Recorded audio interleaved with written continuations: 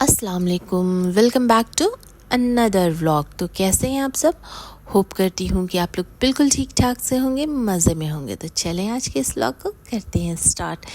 तो जी, थंबनेल और टाइटल से आपको अंदाज़ हो ही गया होगा कि आज का व्लॉग किस चीज़ से रिलेटेड है तो ये सारी क्लिप डेली यूज़ से related, morning to night routine वाली। बट आज का जो टॉपिक है हमारा, how I keep myself stress free at home. तो हर हाउसवाइफ या होम मेकर ये चाहती है कि उसकी ज़िंदगी बिल्कुल स्ट्रेस फ्री हो। तो मैंने भी अपनी ज़िंदगी काफ़ी हद तक सुधार ली है। स्ट्रेस से तो कोई भी बंदा दूर नहीं रहता है, लेकिन उसे बनाने के लिए, उसे ये करने के लिए काफ़ी कुछ करना पड़ता है, काफ़ी पापड़ बेलने पड़ते। तो मैंने भी अपनी ज़िंदगी को स्ट्रेस फ्री बनाने के लिए जो भी टिप्स एंड ट्रिक्स यूज़ किए हैं यहाँ पर मैं आपसे वो शेयर करूँगी। तो चलें व्लॉग को आगे कंटिन्यू करती हूँ। तो भाई, सबसे पहली चीज़ जो ये है कि फॉरगिव योर पास्ट। अगर हम अपने पास्ट में रहेंगे, ख़ास करके उस पास्ट में जो हमारा अच्छा नहीं गुजरा है, बार बार उसे याद करते रहेंगे तो हम कभी मूव ऑन नहीं कर सकते हैं। और ये जो आजकल न्यू जनरेशन में है, एंजाइटी, डिप्रेशन, इन सब के भी शिकार होते जाते हैं। तो ऐसा नहीं कहूँगी कि मैंने ये फेस नहीं किया है, मैंने भी डिप्रेशन फेस किया, सब कुछ फेस किया, लेकिन इससे आप ख़ुद को निकाल सकते हैं। और इसके लिए आपको कोई हाथ पकड़ के कोई बंदा बाहर नहीं निकालेगा, ये खुद आपको अंदर से अपनी हिम्मत करनी पड़ेगी और बस निकलना पड़ेगा। तो ये ज़िंदगी का बहुत एक अच्छी सी ज़िंदगी सिखा के जाती है कि आपके लिए हर कोई खड़ा है, लेकिन कहीं अच्छी चीज़ों के लिए मूव ऑन होने के लिए आपको अंदर से हिम्मत पकड़नी पड़ेगी। तो खैर, ज़्यादा से ज़्यादा वॉक किया करें। वॉक करने से एक ये भी चीज़ होती है, सेकंड पॉइंट है मेरा, डेली वॉक किया करें। तो वॉक पे निकल जाने से काफ़ी स्ट्रेस फ्री इंसान हो जाता है, बहुत तरह की परेशानियों से, बहुत तरह की डिप्रेशन से, ख़ास करके वो जो डिप्रेशन के मरीज़ हैं। मुझे भी कभी कभी बहुत ज़्यादा चिड़चिड़ाहट होती है, एकदम अच्छा नहीं लगता है। तो ये तो गल्फ़ का तो खैर हम लेडीज़ का नॉर्मल प्रॉब्लम है। तो मैं भी सारा काम वगैरह करके, या फिर कुछ नहीं भी रहता है तो ईवान को लेती हूँ, बाहर निकल जाती हूँ, रैंडम शॉपिंग करके आ गई। अब ये रैंडम शॉपिंग इस मतलब से नहीं कि चली गई होम सेंटर और पूरा सामान उठा के ले गई, ये नहीं। ग्रोसरी शॉपिंग कर ली, कुछ नहीं तो बस पार्क में चली गई, पार्क के पास जाके बैठ गई, पार्क में बैठ गई, थोड़ा सा वॉकिंग कर लिया, तो उससे काफ़ी अच्छा फील होता है। तीसरा पॉइंट है जी मेरा, वेकअप अर्लियर। जितना सवेरे आप उठेंगी, सवेरे उठने की आदत डालेंगी, तो ये आपके लिए बहुत अच्छा होगा। मैं भी पहले उठती थी, एग्जैक्ट बच्चों के स्कूल जाने के टाइम उठती थी, मतलब 7 बजे उठती थी। इस तरह से जल्दी जल्दी टिफ़िन बनाया या आधा से ज़्यादा ब्रेड जैम दिया, हो गया बस। लेकिन जब से इमराना किया का ये जो न्यू स्कूल में एडमिशन हुआ है, रूटीन बिल्कुल मेरी भी चेंज हो गई है। मैं अब 4:30 उठती हूँ, अपने को भी टाइम देती हूँ, 1 कप गरम गरम चाय पीती हूँ, फजर की नमाज़ पढ़ती हूँ, बीच बीच में रुक रुक के काम करती हूँ। तो मॉर्निंग में काफ़ी टाइम मुझे मिल जाता है और बहुत सुकून लगता है सुबह होता हुआ देखते हुए। तो ये भी बहुत अच्छी चीज़ है। 4th पॉइंट है जी, लव योर सेल्फ। तो ये हम लेडीज़ की सबसे बड़ी प्रॉब्लम है कि हम पूरे घर को टाइम देते हैं, लेकिन ख़ुद के लिए हमारे पास टाइम नहीं होता है। तो अपने लिए टाइम निकालें, अपना मी टाइम एंजॉय करें। मॉर्निंग में जब बच्चे स्कूल चले जाते हैं तो 10 से 15 मिनट ख़ुद को दें, अपने को देखें। रात में जब बच्चे सो जाते हैं तो 10 मिनट ख़ुद को दें, अपनी अच्छे से स्किन केयर करें, क्रीम लगाएं, तो इससे एक अच्छा फील भी आता है। और उसके आगे का ये पॉइंट है जी कि गो टू बेड बाय 10:30। तो जाहिर सी बात है, अगर आप अर्ली मॉर्निंग उठेंगे तो अर्ली बेड पर जाएंगे। बच्चों को अब, जबकि इमराना क्या न्यू स्कूल हो गया है, तो 9:30 लाइक दैट 10 o'clock तक बच्चे बेड पे चले जाते हैं। तो ये एक अच्छी हैबिट भी बन गई है। मैं भी कम से कम 10:30 पौने 11 तक मैं भी सो जाया करती हूँ। तो इसलिए एकदम फ्रेश मॉर्निंग 4 o'clock या 4:30 तक होती है, तो ये एक बहुत अच्छा चीज़ रहता है। तो खैर आगे ब्लॉग को कंटिन्यू करती हूँ। तो ये अगला पॉइंट है मेरा, take break from the work.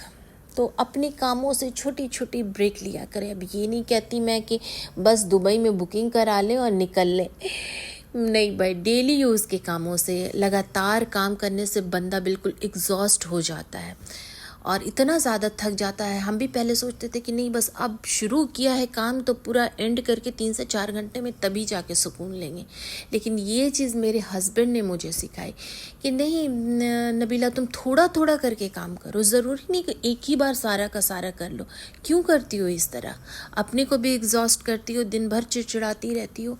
तो मैंने सबसे पहले अपनी ये गंदी आदत जो मेरी थी, हैबिट थी, इसको मैंने दुरुस्त किया। अब मैं एक लख्त काम नहीं करती हूँ।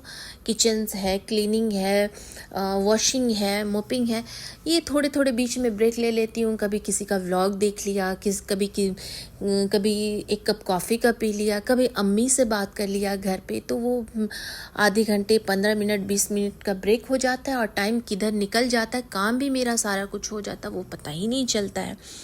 तो ये एक बहुत अच्छी आदत है। उसका अगला पॉइंट है, take care of your health. तो भाई दुनिया में हेल्थ से बढ़कर कुछ नहीं है। मैं एक डायबिटिक पेशेंट हूँ, तो जब से मुझे ये शुगर का प्रॉब्लम हुआ है तब से लाइफ थोड़ा बिल्कुल अलग हो गई है। तो सबसे पहले आप अपनी मेडिसिन का ध्यान रखें। मैं भी मॉर्निंग में उठती हूँ तो कुछ नाश्ता करने के बाद मैं मेडिसिन ले लेती हूँ शुगर की। तो इसके वजह से जब आपकी सेहत सही रहेगी तो आपका घर सही रहेगा, सारा कुछ बना रहेगा। तो सेहत से बढ़कर इस दुनिया में कोई भी चीज़ नहीं है। उसका अगला पॉइंट आ जाता है जी, डोंट अनदर थिंग। तो आप बहुत सारी चीज़ों को ओवर थिंकिंग करना बंद करें। मैं भी पहले बहुत सोचती थी, अभी भी सोचती हूँ। मैं ये नहीं कहती कि मैंने बिल्कुल सोचना छोड़ दिया है बच्चों का लेके कि फ्यूचर में कहाँ जाएंगे, क्या करेंगे। अभी मेरा सबसे बड़ा टेंशन है आबान। इंशाल्लाह अगले साल उसका 12th क्लियर हो जाएगा, तो क्या करेगा क्या नहीं करेगा, किधर जाना है, ये मेरा टेंशन होता है। ये अभी भी कभी कभी मुझे रात में ऐसा फील होता है तो मुझे टेंशन होता है।